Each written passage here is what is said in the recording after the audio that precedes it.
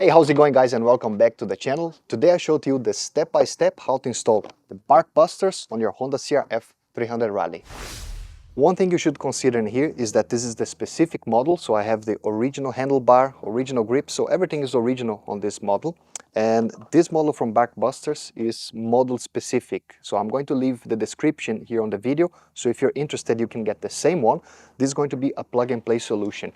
Just don't mistake to take the version for the CRF300L with the Rally, so they are different models, so make sure to get the right one for your motorcycle. The handguards, they come separate from the actual protectors, so you need to get them separately, so you choose the model that suits your taste, your style better. To start, we're going to remove the original handguards, and I also like to remove the mirrors temporarily because it's just going to make it easier for you to find the correct position for the Barkbusters. Using a 14mm open spanner, let's remove the mirror. Do the same for the opposite side, but on this one you really need to grab the lower nut, so don't go for the top one, but the lower nut. Now with the 8mm socket, let's remove this screw. Now you're looking on the left side, but from underneath, and we're going to remove this nut in here using a 10mm socket. Once you get the nut off, there's going to be a flange spacer in here, a flange spacer, so get this one off as well. With these parts off, now you should be able to slide the handguard off, so you pull this section here to the side and then bring it down. Then you get it off. Now when reinstalling the nut, you no longer need to use the flange and just go for the nut. Now put this screw back on. Now we need to remove this screw in here, but you're not going to have access if the throttle cables are on the way. So using a 14mm spanner, let's loosen these tube nuts in order to be able to move the throttle cables. Once you have them loose, then you see you can move the cable. Now looking from underneath, you're going to remove this nut using a 10mm socket. Also in here you're going to have a spacer, so get this spacer out. You can just use your fingers. 10mm socket, let's get this screw out. Now you can remove the handguard. Now let's fix the bolt for the lever once again. Now when you go to reinstall the nut, you don't need to use the flange, so just the nut itself connecting from the bottom.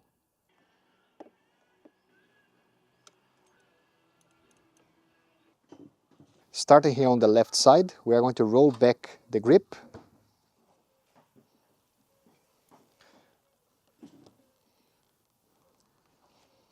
Now as you can see here, there's a bit of glue, so that's going to take a bit of effort, but you just have to work your way.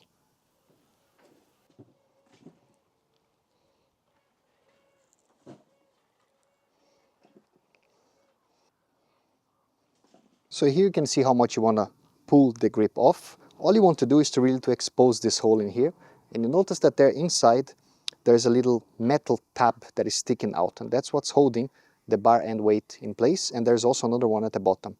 It can be quite tricky to push this in, so what I like to do is to take a screw, put it where I want to hit, hold it in place, and then using a hammer I just hit it. Then I check that I was able to push it inside. Now what I'm going to do is the same, but on the bottom.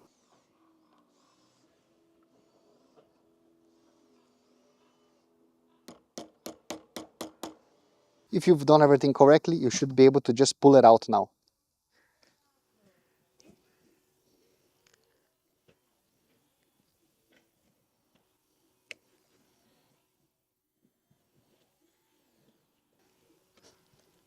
Now one thing you need to watch out for, there is this rubber in here, and sometimes it can get stuck inside. So just check, this is the complete set. You have this rubber, also this rubber in here, and nothing inside your handlebar.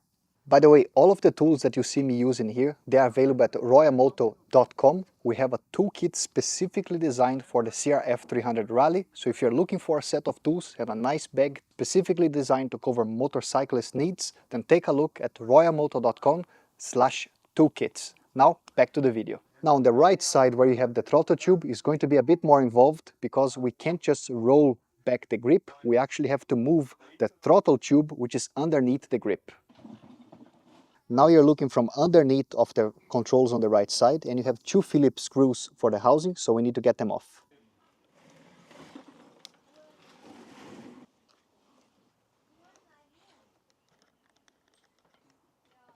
You don't need to completely open the controls, you just have to loosen it a bit so you're able to move it left to right. If that's possible, then it's good enough. Now with the 8mm socket, we're going to loosen these two screws.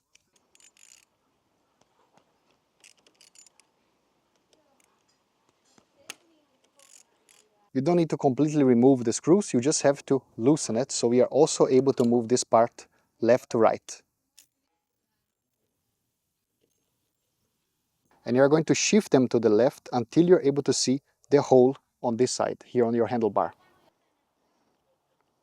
So here's the hole.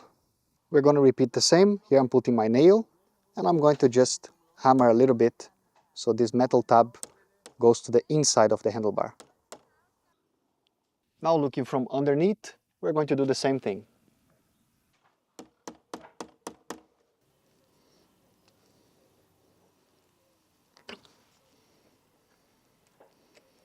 Here you can see that this rubber bushing stayed inside my handlebar, so just make sure to catch it.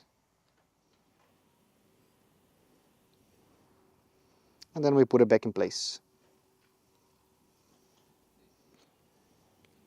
Now we put the control back in place and close everything with the two screws.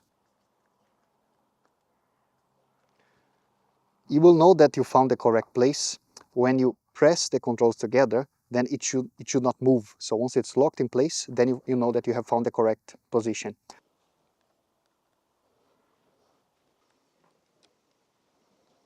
For these two screws, you don't need a lot of torque. This is all made of plastic, so it's just hand tight. Once it's in place, you don't need to apply a lot of torque. As you have seen until now, all we have done is just to prepare the motorcycle for us to actually start installing the Barkbusters. It does come with some instructions, but in any case I'm going to show to you step by step how we mount it to the motorcycle. One thing you need to consider is that these screws, they have different lengths. So this is a 30mm screw and that's a 25mm. You're going to need one of each size per side and it's going to go like this. The longer screw goes here in the back, while the shorter screw goes here at the front. I'm going to start here on the right side. The first thing we're going to do is just to loosen the electrical cable. So there's this plastic clip. You lift a little tab that is here on this plastic clip. So then you're able to remove it. And now the cable is free. Now this clamp is going to connect here on your handlebar.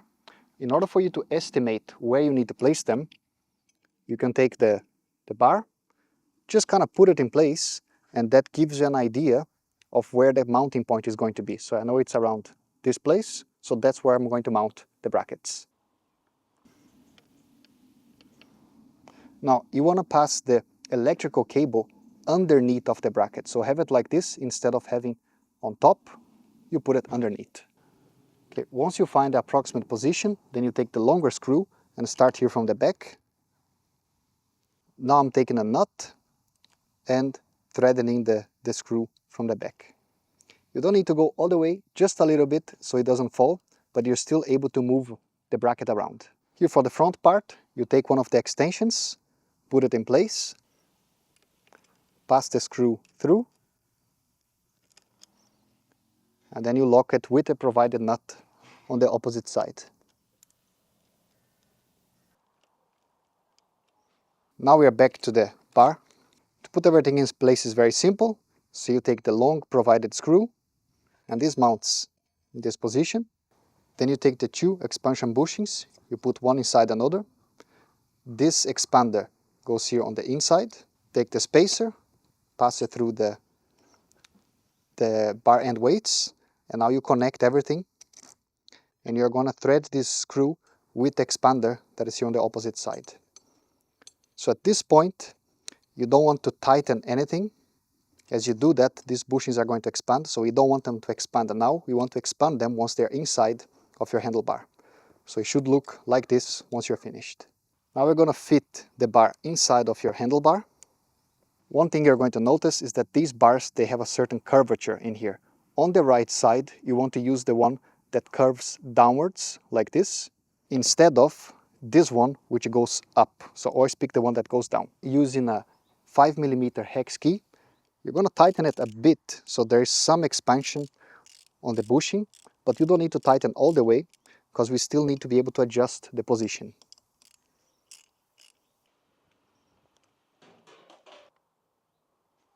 Now we need to connect the bar to the bracket, so you're going to use this provided screw that also has a 5mm hex key and find a good position in here.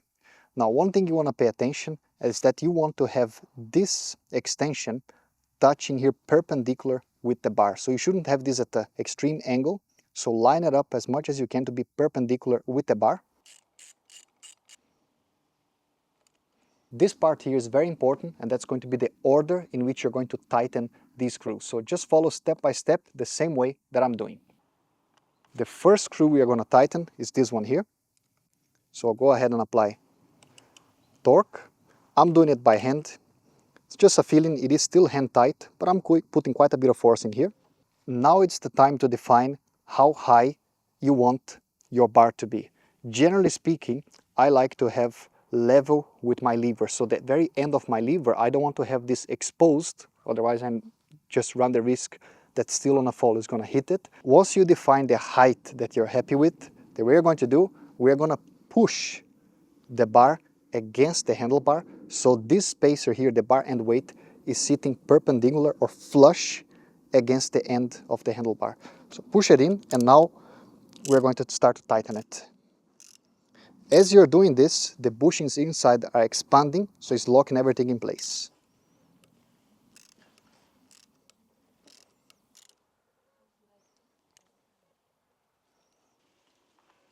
At this point, we are now going to apply the final torque, which is on these two screws in here.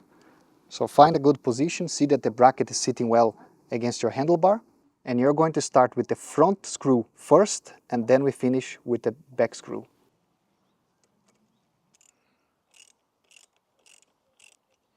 And now we move to the back screw. You may need to also use a 10mm spanner to hold the nut in place while you're tightening the screw. Here you can see what you want to achieve. So take a look how the bar end weight sits flush against the handlebar, where it connects. Also take a look that everything here is flush against the handlebar, and that this extension is sitting perpendicular with the bar. So it's not at an angle, but it's coming straight against the bar. That's what you want to have.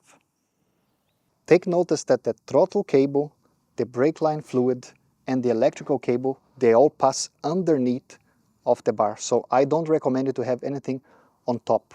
The reason is, in case of a crash or a fall, the handlebar bar may move a little bit up. So you don't want to have anything on the way in case it's coming up. Another thing for you to pay attention, check your brake line.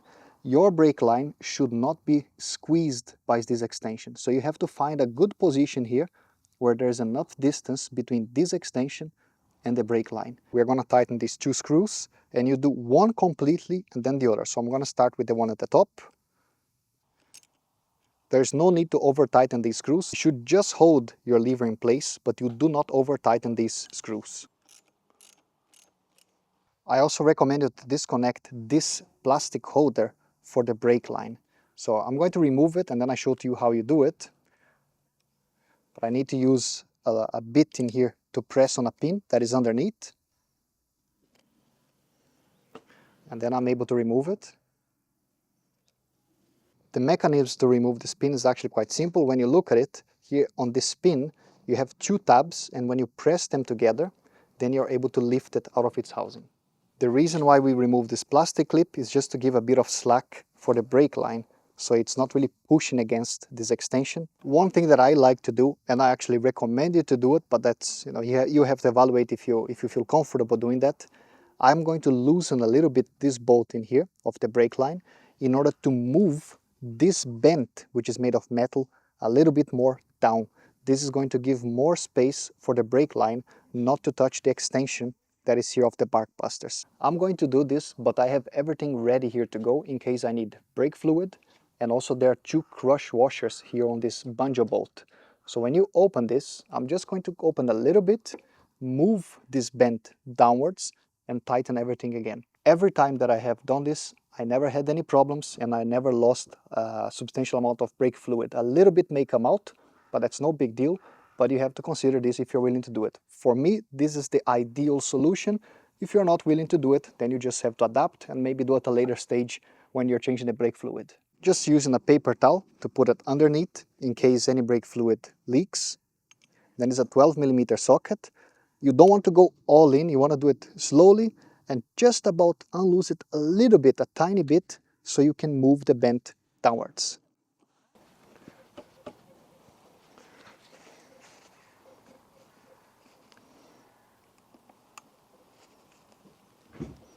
So I can already move it down.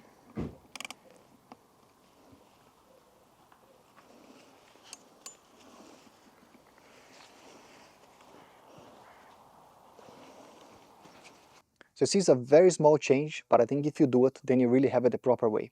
The way I've done it here, I managed to lose 0 brake fluid, so nothing came out. And I think if you do it the same way, with patience, just take your time, you should be fine.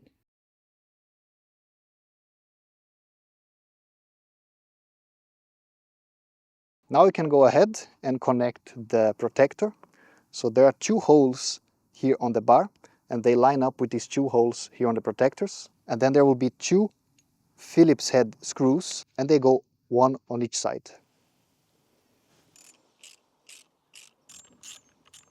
There's no need to over tighten these screws, it's just enough so everything is held in place. Let's now repeat the same, but for the left side.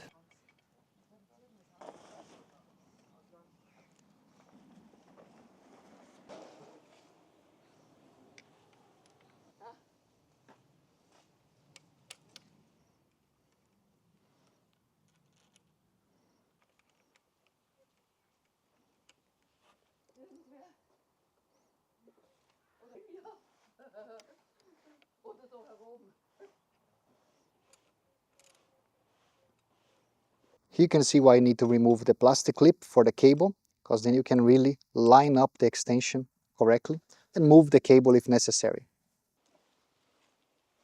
While putting pressure here on the side, start tightening it.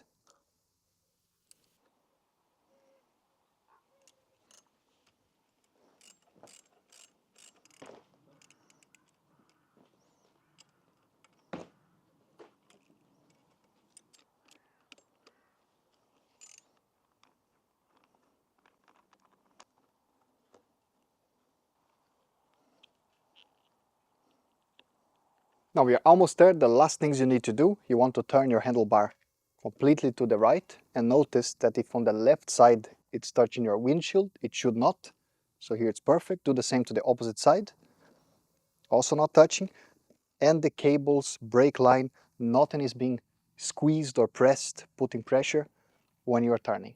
That is the step-by-step how to install the Barkbusters on your CRF300 Rally. If you enjoyed the video, really appreciate if you can leave it a like, subscribe, and I see you on the next video. Bye bye.